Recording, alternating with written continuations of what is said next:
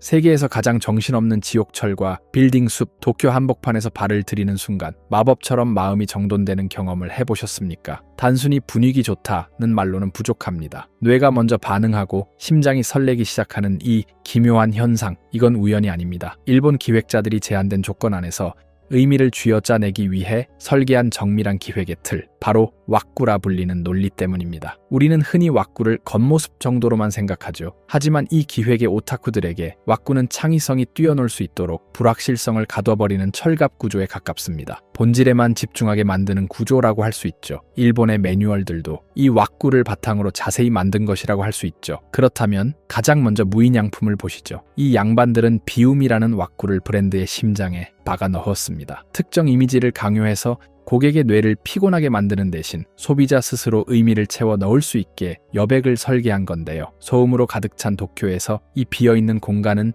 단순한 매장이 아니라 방전된 도시인들의 영혼을 코팅해주는 피난처가 되어버린 겁니다. 뉴만 타카나와는 더 디테일합니다. 일본의 전통 공간 원리인 마와 오쿠를 현대 리테일에 이식했거든요. 여기서 마는 그냥 빈 공간이 아닙니다. 시간과 공간을 의도적으로 멈춰 세우는 기술입니다. 가구와 벽 사이의 거리, 상품 사이의 간격을 조율해서 당신의 심리의 평온함을 때려 박는 구조죠. 여기에 오쿠라는 원리가 더해지면 공간 깊이가 확장되는데요. 공간을 층층이 쌓아 올려서 안쪽으로 들어갈수록 점점 더 신비롭고 중요한 공간이 나온다는 느낌을 주죠. 서구 건축이 목적지를 향해 직선으로 돌진한다면 뉴만 타카나와는 경계를 겹겹이 쌓아 공간을 서서히 드러내죠. 중심을 찾으려 애쓰지 않아도 안쪽으로 기어 들어갈수록 더 다채로운 경험이 폭발하듯 기다리고 있는 겁니다. 건축가 쿠마 켄고는 아예 제약을 레이어로 쌓아 올리는 승부수를 던졌습니다. 콘크리트 덩어리를 최대한 자제하고 목재와 돌, 금속을 촘촘히 엮어내는 적층 구조를 선택한 건데요. 나무 격자 사이로 빛과 바람이 통과하며 내외부의 경계를 허물어버리는 부드러움, 도쿄의 좁은 대지라는 한계를 오히려 가장 창의적인 공간 해법으로 승화시켰죠. 몬 타카나와, 타카나와 게이트웨이역, 나베시마 쇼토의 화장실을 보면 이 양반의 집착에 소름이 돋을 지경입니다. 이 공간들은 보여줍니다. 잘 짜인 왁구는 단순한 제한이 아니라 모든 구성 요소가 최상의 조화를 이루게 만드는 보이지 않는 질서라는 것을요. 이 완벽한 질서 안에서 우리는 비로소 기분 좋은 설렘, 일본어로 와쿠와쿠를 경험하게 되죠. 그렇다면 이 와쿠와쿠를 가진 공간들을 조금은 더 자세히 살펴보죠. 도쿄에서 가장 번화한 시부야 한복판, 최첨단 고층, 빌딩 안에 300년 묵은 고집불통, 장인이 또아리를 틀고 있다면 믿으시겠습니까? 보통 300년 된 브랜드라고 하면 박물관 유리벽 너머에서 먼지나 뒤집어 쓰고 있을 거라 생각하실 텐데요. 여기는 차원이 다릅니다. 전통 공예가 다 죽어간다고 곡소리 날 때 오히려 시부야 스크램블 스퀘어, 가장 높은 곳에 깃발을 꽂고 우리가 진짜다라고 포효하는 곳, 바로 나카가와 마사이치 상점입니다. 나카가와 마사이치 상점의 역사는 1716년 나라에서 시작됩니다. 그리고 이 브랜드를 오늘날의 전설로 만든 건 13대 사장 나카가와 준의 승부수였죠. 중소기업이라 광고비가 없다고 한숨을 쉬는 대신 그는 전혀 다른 선택을 합니다. 광고할 돈 없으니 매장 자체를 미디어로 만들겠다며 공예산업 최초로 제조 소매업 모델을 도입해버린 거죠. 기획부터 판매까지 싹 다 직접 해서 브랜드의 의도를 소비자 뇌리에 무혈 입성시키겠다는 전략이었습니다. 그 전략이 가장 완성된 형태로 구현된 곳이 바로 시부야 플래그십 스토어입니다. 매장을 미디어로 만든다는 선언은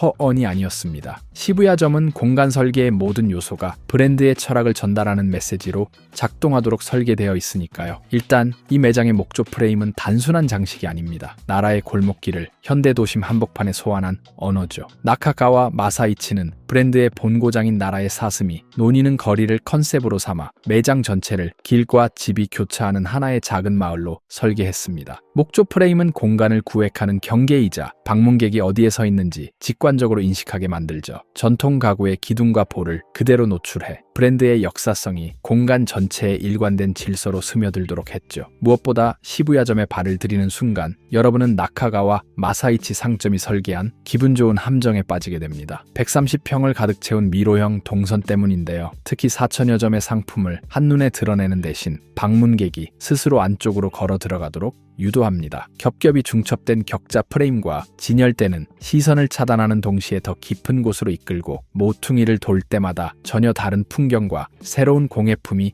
펼쳐지는 구조를 만들어내죠. 이건 효율적인 쇼핑이 아니라 미지의 공간을 탐험하는 쾌락에 가깝습니다. 800여 명의 장인이 만든 물건들 그냥 무작위로 늘어놓은 게 아닙니다. 공간 자체가 하나의 정교한 매뉴얼로 기능하도록 설계되어 있죠. 목조 격자 구조는 상품을 돋보이게 하는 배경이자 어떤 카테고리가 어느 위치에 놓여야 하는지를 방문객에게 암묵적으로 지시하는 체계입니다. 여기에 오감을 겨냥하는 방식은 더 치밀한데요. 4,000점의 제품군은 만지고 듣고 맡을 수 있도록 배치되어 있고 장인의 스케치와 시제품, 산지의 제조 풍경을 그대로 전시해 상품이 탄생하는 프로세스 자체를 콘텐츠로 만들었습니다. 시부야점은 고정된 목조 구조로 더 웅장하고 안정적인 도시의 거리 감각을 구현했죠. 이쯤 되면 뇌가 아니라 오감이 먼저 이건 사야 해 라고 항복을 선언하게 됩니다. 나카가와 마사이치 상점은 공간을 통해 말합니다. 전통은 지키는 게 아니라 지금의 시점으로 끊임없이 재해석하고 소통할 때 비로소 생명력을 얻는다는 사실을요. 그리고 나카가와 마사이치는 여기서 멈추지 않습니다. 시부야에서 우리가 진짜다라고 포효했던 그 나카가와가 이번엔 전혀 다른 언어로 말을 걸어옵니다. 바로 뉴만 타카나와에서 말이죠. 타카나와 게이트웨이 역 주변은 의외로 아늑하고 포근합니다. 그 온기에 긴장이 풀리는 순간 포근한 동네 분위기에 안심하고 들어갔다간 그 압도적인 물성에 뺨을 맞게 되는 곳 바로 나카가와 마사이치 상점 뉴만 타카나와점입니다. 2025년 오픈한 이 매장 출발점부터가 다릅니다. 타카나와가 과거 에도의 현관이라 불렸던 역사적 맥락을 그대로 끌어와 도쿄의 현관에서 만나는 일본의 삶을 콘셉트로 내세운 겁니다. 이 공간을 설계한 건축 스튜디오 일랑일랑의 시도가 아주 가관입니다. 남들이 다 깔끔하고 정돈된 인테리어를 고집할 때 이들은 나카가와 마사이치의 감각으로 가득 찬 생활 모습을 표현하겠다며 나무와 돌로 구성된 기둥을 매장 안으로 끌고 들어오는 도전을 감행합니다. 이 기둥이 정돈된 진열대를 관통하며 공간 하나하나를 작은 방처럼 나눠 놓는데요. 이게 쇼핑몰인지 물건을 만드는 장인의 작업실인지 헷갈릴 지경이죠. 공예의 근원인 나무의 생명력을 고객의 뇌리에 강제로 이식하겠다는 이 반문명적인 선택이 타카나와 게이트웨이의 정서를 완전히 장악해버린 겁니다. 매장을 둘러보면 더 변태적입니다. 공간 자체가 전국 공예 산지의 쇼케이스 같으니까요. 매장 입구 로고 간판에는 도쿄를 대표하는 유리세공 기술인 에도 키리코를 현대적으로 재해석해 박아 넣었고 관동 지역 코너의 하부 벽면은 전통 도자기, 파편을 재생한 마시코 야키 기법으로 마감해서 시각적인 쾌락을 줍니다. 다이닝 키친 코너 벽면에는 천연 석재인 OIC의 거친 질감을 그대로 드러냈고 피팅룸 안쪽은 오가와 화지와 키비소 실이라는 지역 전통 소재로 마감해서 손끝에 닿는 섬세한 촉감까지 설계해 놨습니다. 상품을 보러 왔다가 공간에 압도당하는 이 기묘한 전도, 이것 자체가 이 매장이 노리는 함정입니다. 이들이 파는 건 단순히 비싼 그릇이나 옷, 식품이 아닙니다. 에도 시대 사람들이 달이 뜨기를 기다리며 모여 앉아 즐기던 타카나와 니주로쿠야 문화를 크래프트 드링크와 술잔 식기로 재편집해서 상설 기획전으로 풀어냈고 계절마다 열리는 워크숍에서는 손님들을 직접 공예와 음식 프로그램에 참여시킵니다. 수동적인 구경꾼을 능동적인 제작자로 타락시켜서 사계절과 함께 손을 움직이며 사는 일본식 라이프 스타일에 기분 좋은 중독성을 뼛속까지 새겨버리는 전략인 거죠. 이 매장이 파는 건 물건이 아니라 삶의 방식입니다. 나카가와 마사이치 상점이 두 공간을 통해 완성한 건 브랜드 철학이 아닙니다. 광고 대신 공간이라는 언어로 전국 공예 산지의 이야기를 전달하고 소비자가 지갑을 열게 만들어 장인들이 다시 먹고 살 수 있는 지속 가능한 선순환을 설계한 겁니다. 시부야에서 감도의 뺨을 맞고 타카나와에서 손을 움직이고 나면 이 300년 된 고집불통이 왜 살아남았는지 몸으로 이해하게 됩니다. 도쿄에 가신다면 기꺼이 빠져보시는 건 어떨까요?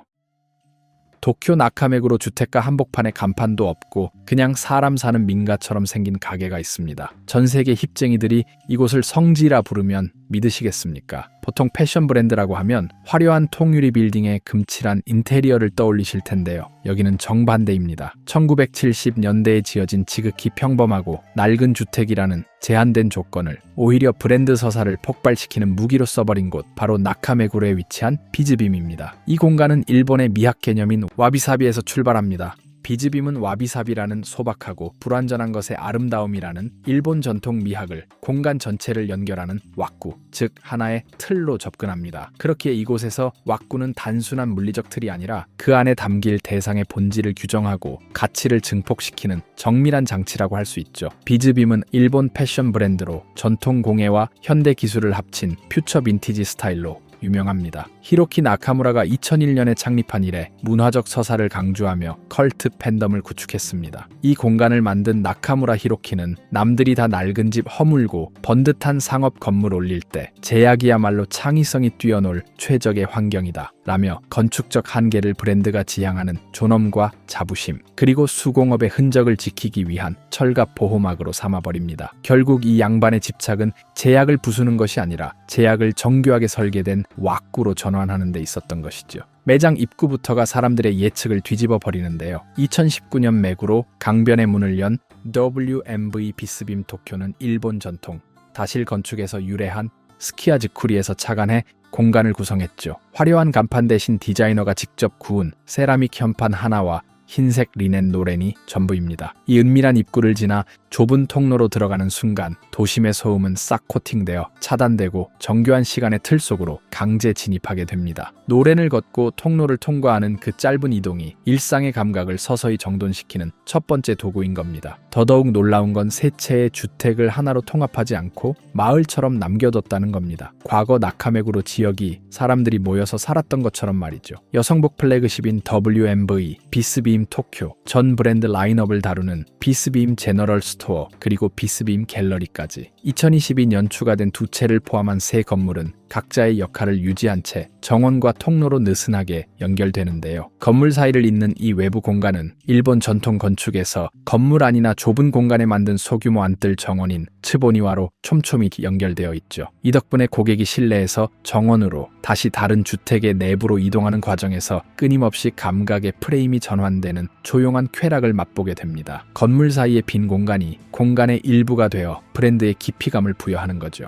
이 덕분에 공간 자체가 하나의 거대한 공예품이라고 할 수 있죠. 가나자와 출신 미장 장인이 전통 석회계 플라스터로 수작업 마감한 벽면은 완벽한 직선이 아니라 미세한 흔들림이 있는 면을 형성해 자연광을 머금고 제품을 비춥니다. 인위적인 조명이 아니라 자연의 빛을 받아들이는 정밀한 왁구 그 자체입니다. 바닥은 자갈과 모르타르를 섞어 바른 뒤 굳기 전 표면을 씻어 질감을 드러내는 아라이다시 공법으로 마감됐으며 이것이 실내에서 바깥 정원까지 끊김없이 이어지면서 실내외의 경계를 흐리게 만듭니다. 나무를 파도 모양으로 깎아내는 나구리 기법을 눈에 띄지도 않는 수납장 하단에까지 적용해 놨고 창문 프레임 하나까지 금속 장인이 복원해 매구로 강의 풍경을 한 폭의 그림처럼 담아내는 액자로 만들어버리죠. 공간의 디테일은 여기서 끝이 아닙니다. 매장 한 구석에 둥지를 튼 리틀 클라우드 커피는 아예 당신의 시각적 경험을 물리적으로 비틀어버리는데요. 자리에 앉으려고 보면 의자가 어처구니 없을 정도로 낮습니다. 엉덩이가 바닥에 닿을 듯한 낮은 스툴에 앉는 순간 시선은 강제로 낮아지고 그제야 벽면의 서늘한 질감과 아라이다시 바닥에 자갈결, 창밖에 이끼 낀 정원이 뇌리에 박히기 시작하는데요. 이 양반들의 지독한 디테일을 보고 있으면 아, 내가 지금 비즈짐이라는 거대한 설계 속에 갇혔구나 라는 기본 좋은 자각이 듭니다. 매장 뒤편 정원은 세 채의 민가를 하나로 묶는 실타래입니다. 60년 넘게 정원만 만져온 거장 야스모로 사다오가 빚어낸 이끼와 돌계단, 졸졸 흐르는 시내가 공간 전체의 기류를 조절하며 유기적으로 흐릅니다. 매장 안의 인위적인 미감과 정원의 날 것 그대로인 자연미를 번갈아 씹어 돌리다 보면 브랜드가 추구하는 자연과의 조화라는 가치가 당신의 세포 속에 강제로 코팅되어 버립니다. 도쿄에는 이미 비즈빔의 거점이 여러 곳 있지만 나카메구로는 유독 독보적입니다. 오모테산도 자이레에서는 대형 쇼핑몰의 문법을 거부하듯 금줄과 노렌으로 공간을 보호하고 1932년에 지어진 긴제선은 역사적인 콘크리트 구조와 타일을 박제하듯 보존하며 과거에 대한 경외심을 틀로 삼습니다. 하지만 상업적 간섭이 아예 차단된 이 나카메구로의 낡은 민가야말로 제약이 크면 클수록 브랜드의 개입이 더 처절하고 순수해질 수밖에 없다는 논리 위에서 비즈빔의 철학이 가장 순수하게 폭발하는 그릇으로 변하죠. 비즈빔은 효율성과 속도에 미쳐버린 현대 리테일의 문법을 정면으로 거스르며 시간이 흐를수록 아름다워지는 퓨처 빈티지의 공간을 창조해낸 이들의 시도. 제한된 조건은 장애물이 아니라 브랜드의 본질을 가장 날카롭게 갈아내는 도구다라는 걸 보여주죠. 이곳의 왁구는 단순히 물건을 담는 그릇이 아닌 거대 도시 도쿄 속에서 비즈빔이 스스로의 존엄을 지켜내는 방식 그 자체인 겁니다. 도쿄에 가신다면 단순히 예쁜 옷을 사러 가지 마세요. 1970년대 낡은 집이 어떻게 브랜드의 성벽이 되었는지 그 치밀하게 설계된 순수의 덫에 기꺼이 빠져보시길 바랍니다. 잘 짜인 왁구 안에서만 느낄 수 있는 그 묵직한 전율이 여러분의 미감을 완전히 갈아엎어 줄 테니까요. 프라다, 미우미우 같은 세계적인 건축물들이 기싸움을 벌이는 도쿄 미나미야 오야마 한복판에 화려한 간판도 없이 도시의 바람을 통째로 빨아들이는 괴물 같은 매장이 있다면 믿으시겠습니까? 단순히 옷 몇 벌 파는 셀렉트 숍이라고 생각하고 들어갔다간 건축과 큐레이션, 예술까지 하나로 코팅된 거대한 문화 폭탄을 맞게 되는 곳. 일본 패션의 대부 유나이티드 에로우즈가 유행을 따르는 일은 이제 졸업했다고 선언한 성숙한 힙쟁이들을 위해 설계한 공간, 바로 H뷰티앤유스입니다. 이 공간을 기획한 유나이티드 에로우즈는 감도에 집착했습니다. 남들이 다 우리 건물이 더 튀어야 해라며 화려함에 목숨 걸 때 이 양반들은 정반대의 길을 택합니다. 건물 한복판을 뻥 뚫어버리는 기행을 저지른 건데요. 도심의 빛과 바람이 매장 안으로 가차없이 쏟아지게 만든 이 겸손한 파사드의 위력, 좁은 골목 안에서도 확 트인 개방감을 선사하며 도시와 하나가 되어버리는 대세를 거스리는 건축 전략은 아오야마의 경쟁 속에서 존재감을 증명해냈습니다. 매장 내부로 들어가면 더 디테일합니다. 여기는 공간 자체가 하나의 거대한 평면이에요. 보통 편집숍 하면 1층은 여성, 2층은 남성 이렇게 딱딱 나눠 놓잖아요. 근데 여기는 그딴 거 없습니다. 성별과 장르의 경계를 물리적으로 해체해버리고 복도를 따라 유기적으로 연결된 작은 방들 속에 남녀 공용 아이템을 마구 섞어놨습니다. 또한 계단마다 옷을 예술품처럼 전시해 놓아버리는 도전을 감행하지요. 동시에 각 층의 행거들의 소재도 다채롭게 만들다 보니 다양한 소재가 연출하는 공감감도 볼 수 있죠. 패션을 성별이 아니라 라이프 스타일이라는 하나의 왁구로 재정의해버린 건데 덕분에 손님들은 옷을 사는 게 아니라 미로 같은 공간을 탐험하며 자신만의 스타일 조합을 발견하는 시각적 쾌락에 빠지게 됩니다. 디테일을 뜯어보면 영감이 마구 쏟을 지경입니다. 1층의 그레이톤 미니멀한 공간이 선사하는 서늘한 차분함을 지나 지하로 내려가면 서브컬처 에너지가 펄펄 끓어 넘치는 빈티지 아카이브. 예술 작품이 우리를 반기죠. 안으로 더 들어가면 누군가의 방에 온 듯인 서랍장이 감각의 뺨을 강타합니다. 무엇보다 하이엔드 모던함과 지하의 날 것 그대로인 에너지가 극명한 대비를 이루며 브랜드의 깊이를 코팅해주고 있는데요. 제가 방문했을 때는 일본 예술가인 나네 미토베의 전시가 열리가 있었습니다. 그녀가 그린 그림과 오브제들이 다양한 제품들과 합을 이루면서 다채로운 에너지를 만들어내고 있었죠. 2층에 앉아 스니커즈를 바라보고 있으면 여기가 옷집인지 갤러리인지 뇌가 당황하기 시작합니다. 계산대와 전시장 곳곳에 박힌 현대 미술 작품들이 매장 전체를 하나의 예술 무대로 만드는 치밀한 설계. 이건 리테일이 아니라 한 브랜드가 시대에 던지는 가장 강력한 메시지인 셈이죠. 여기에 일본 패션계의 아이콘 포기의 큐레이션이 더해지면 게임은 끝납니다. 유나이티드 에로우즈라는 거대 자본 위에 포기 특유의 전위적인 스트리트 감각을 때려 박았는데요. 누가 무엇을 입는가 라는 본질에 집착하며 니들스, 카브 MT 같은 강력한 팬덤의 브랜드부터 롤렉스 빈티지 워치까지 한 틀 안에 조화시켰습니다. 성숙한 안목을 가진 소비자들이 하이엔드와 스트리트, 빈티지를 자유롭게 씹어 돌리며 자신만의 스타일을 완성하게 만드는 이 고도의 조련술. 이건 단순히 물건을 파는 게 아니라 하나의 문화적 태도를 주입하는 것에 가깝습니다. 즉, 이 공간 자체가 그들의 감도를 가르치기 위해 서 있는 조교들인 거죠. 심지어 이들은 매장 밖의 도시까지 자신들의 프레임으로 끌어들입니다. 마드사키나 에릭 엘름스의 현대 미술 작품을 인테리어로 쓰는 것도 모자라 주변 카페, 독립서점, 가구점까지 자신들의 동선으로 엮어버리거든요. H뷰티앤유스를 방문하는 날은 아오야마의 가장 쿨한 문화를 즐기는 날이라는 공식을 당신의 뇌리에 각인시켜서 브랜드 경험을 매장 문 밖, 도시 전체 스케일로 확장해버리는 무서운 전략을 구사하는 겁니다. H뷰티앤유스는 온라인 쇼핑이 죽었다 깨어나도 줄 수 없는 물리적 공간만의 압도적인 밀도가 무엇인지를요. 건축과 큐레이션과 예술, 그리고 지역 생태계까지 하나의 일관된 구조 아래 통합했을 때 패션 리테일은 단순한 옷집을 넘어 도시 문화의 발신 거점으로 진화한다는 사실을 아오야마 한복판에서 가장 설득력 있게 보여주고 있죠. 여러분 도쿄에 가신다면 H뷰티앤유스가